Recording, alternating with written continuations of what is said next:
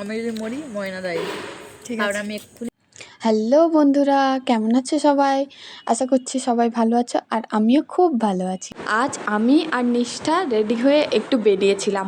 কোথায় গেছিলাম, কি কি করলাম জানতে হলে ভিডিওটি শেষ পর্যন্ত দেখতে থাকুন। আর আমার এই ভিডিওগুলো আপনাদের কেমন লাগে অবশ্যই কমেন্টে জানাবেন। তো আপনারা আগে থেকেই জানেন আমি একটা ডায়েট করা পেটুককে নিয়ে বেরিয়েছি। তো ওর প্রথম বেরিয়ে বক্তব্য হচ্ছে গিয়ে আগে খাই, তারপরে কোথায় যাব না যাব ওগুলো ভাবা যাবে।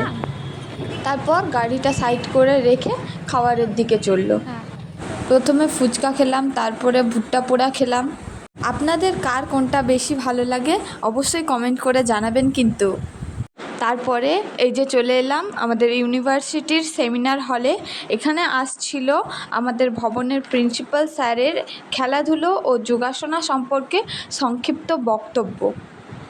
সারা সপ্তাহটা জুড়েই এখানে গুরুদেবের বিভিন্ন বিষয় নিয়ে মতামত নিয়ে বিভিন্ন জনেরা বক্তৃতা দিয়েছেন, কিন্তু সামনে পরীক্ষা থাকার জন্য আর আসা হয়নি।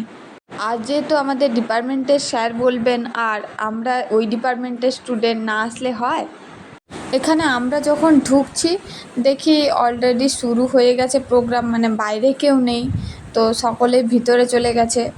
ঠাকুরবাড়ির পারিবারিক হিসাবের খাতাতে দেখা যাচ্ছে ছেলেবাবুদিকে জিমন্যাস্টিক শিক্ষার কাষ্ঠ তৈরির ব্যয় বাবদ 3 টাকা 52 পয়সা খরচ করা হয়েছে। বাড়িও প্রধান লিখছেন বাবু নীলকমল বন্ধু।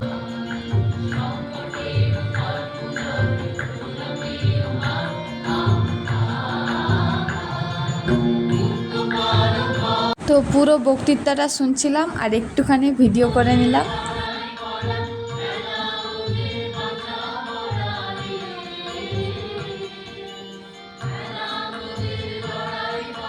তার দায়িত্ব তিনি পালন করার পর মুদালিয়ার কমিশন লক্ষণ সানি মুদালিয়া গুরুদেবের লেখা খেলাধুলো সম্পর্কে গানগুলোও হলো।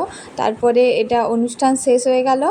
অনুষ্ঠান শেষ হতে সবাইকে দেখে নিজেদের কেমন অকওয়ার্ড লাগছিল। এখানে রাতের প্রোগ্রামেও যে এইভাবে সাদা শাড়ি আর পাঞ্জাবি পরে আসতে হয় ওটা আমাদের জানা ছিল না। যেহেতু প্রথমবার এলাম, এইসব দেখে নিজেদেরকে ভীষণ অন্য গ্রহের বলে মনে হচ্ছিল। তো যাই হোক, নিজেদের অড লাগছিল। তো এখানে বটগাছটা দেখলাম, যেটা বহু পুরনো বটগাছ, খুব সুন্দর লাগছিল। তারপরেই রয়েছে উপাসনা গৃহ বা কাঁচ মন্দির যাকে বলা হয়। এখানে আমার যাওয়া হয়ে ওঠেনি এখনও, তবে একদিন নিয়ে যাব অবশ্যই, আপনাদের দেখাবো ভেতরেরটা কেমন।